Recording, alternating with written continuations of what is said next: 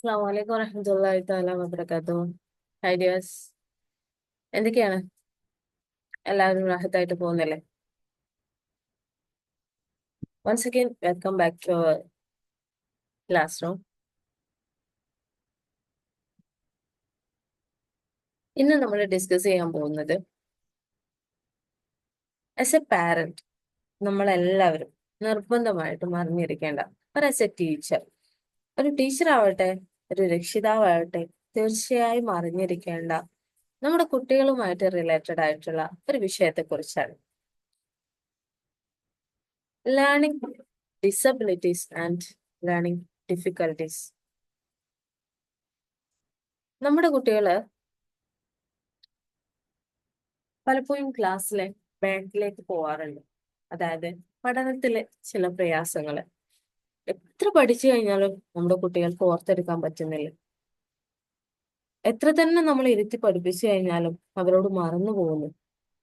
അതുമല്ല, നമ്മൾ എഴുതാൻ പറഞ്ഞു കഴിഞ്ഞാൽ കുട്ടിക്ക് ഭയങ്കര മടിയാണ്, ഹാൻഡ് റൈറ്റിംഗ് ഭയങ്കര മോശമാണ്. എന്നും നമ്മുടെ ടീച്ചേഴ്സിന്റെ അടുത്ത് നിന്ന് നമുക്ക് പരാതികൾ കേൾക്കാനേ സമയമുള്ളൂ.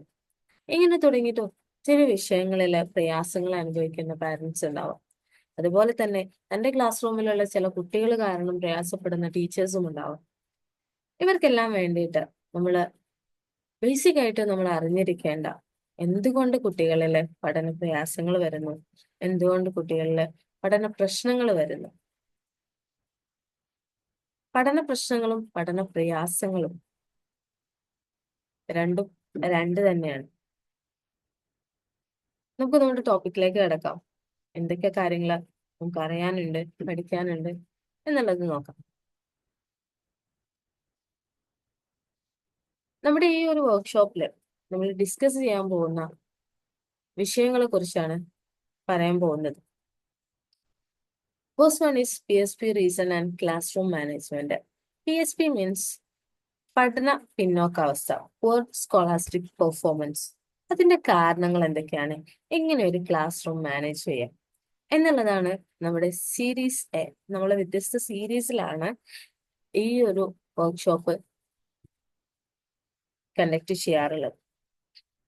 സോ നമ്മുടെ ഫസ്റ്റ് സീരീസിൽ നമ്മൾ ഡിസ്കസ് ചെയ്യുന്നത് നമ്മുടെ കുട്ടികളിൽ പഠന പിന്നോക്കാവസ്ഥ വരാനുള്ള കാരണങ്ങൾ എന്തൊക്കെയാണ്, അത് ഏതൊക്കെ കാരണങ്ങൾ അതിൽ ഉൾപ്പെടുന്നുണ്ട്. First one is physical reasons. ശാരീരികമായിട്ട് നമ്മുടെ കുട്ടികളില് പഠന പിന്നോക്കാവസ്ഥയ്ക്ക് കാരണമാകുന്ന കാര്യങ്ങൾ എന്തൊക്കെയാണ്, അസുഖങ്ങൾ എന്തൊക്കെയാണ് എന്നുള്ളതിനെ കുറിച്ചാണ്. Then second one is PDD and CD. അതായത് ഇമോഷണലി നമ്മുടെ കുട്ടികളിൽ ഉണ്ടാവുന്ന ചില പ്രോബ്ലംസുകളാണ് PDD ആൻഡ് CD ആണ്. അതായത് conduct disorder and permissive development disorder എന്ന്. മറ്റൊരു ഡിഫിക്കൽറ്റിയാണ് ADD ആൻഡ് ADHD. നമ്മൾ പലപ്പോഴും കേൾക്കാറുള്ള ഒരു പേര് തന്നെയാണ് ADHD, അതായത് അറ്റൻഷൻ ഡെഫിസിറ്റ് ഡിസോർഡർ. അതില് ഹൈപ്പർ ആക്റ്റീവ് കൂടി വരുന്ന സമയത്ത് അത് ADHD ആയി മാറുന്നു. പിന്നെ മറ്റു ചില കാരണങ്ങളാണ് ബേസിക് ഇല്ലാതെ പോവുക, അതുപോലെ സബ്നോർമൽ IQ. നമ്മുടെ കുട്ടികൾക്ക് average and above average IQs ഒക്കെ ഉള്ള കുട്ടികൾ അത്യാവശ്യം നല്ല രീതിയിൽ തന്നെ പഠനത്തിൽ മുന്നോട്ട് പോകുന്നവരായിരിക്കും. പക്ഷെ അതിൽ ചില മാറ്റങ്ങൾ വന്ന് IQ വളരെ കുറവായിട്ട് വരുന്ന കുട്ടികളുണ്ടാവും. അപ്പൊ അത് നമ്മുടെ കുട്ടികളിൽ ഇത്തരം വിഷയങ്ങളുണ്ടോ എന്നുള്ളതൊക്കെ നമ്മൾ ഈ ഒരു സീരീസിൽ ഡിസ്കസ് ചെയ്യുന്നുണ്ട്. മറ്റൊന്നാണ് MR, മെന്റൽ റിട്ടാർഡേഷൻ. എന്താണ് മെന്റൽ റിട്ടാർഡേഷൻ, എങ്ങനെയാണ് മെന്റൽ റിട്ടാർഡേഷനെ നമ്മൾ ഹാൻഡിൽ ചെയ്യേണ്ടത് തുടങ്ങിയ വിഷയങ്ങൾ നമ്മൾ ഡിസ്കസ് ചെയ്യുന്നത്. The last one is learning disability. നമ്മൾ മുകളിൽ പറഞ്ഞതൊക്കെ ലേണിംഗ് ഡിഫിക്കൽട്ടീസ് റിലേറ്റഡ് ആണ്.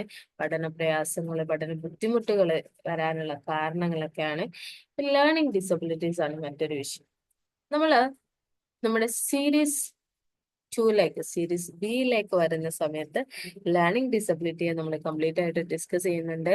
അതിന്റെ ഏതൊക്കെ ഭാഗങ്ങൾ, എന്തൊക്കെയാണ് ലേണിംഗ് ഡിസബിലിറ്റീസ് ഉള്ളത്, അത് ഏതൊക്കെയാണ്, അതിന്റെ കാരണങ്ങൾ എന്തൊക്കെയാണ് എന്നുള്ളത് നമ്മൾ ഡിസ്കസ് ചെയ്യുന്നുണ്ട്.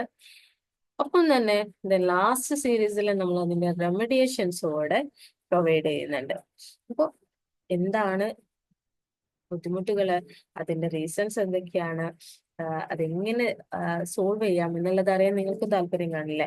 ഇൻഷാ അള്ളാ മറ്റൊരു സെഷനിൽ നമ്മൾ അതിന്റെ ഡീറ്റെയിൽ വീഡിയോയുമായിട്ട് വരുന്നതായിരിക്കും. അതുവരെ ബൈ, അസ്സലാമു അലൈക്കും, ഹാവ് എ നൈസ് ഡേ.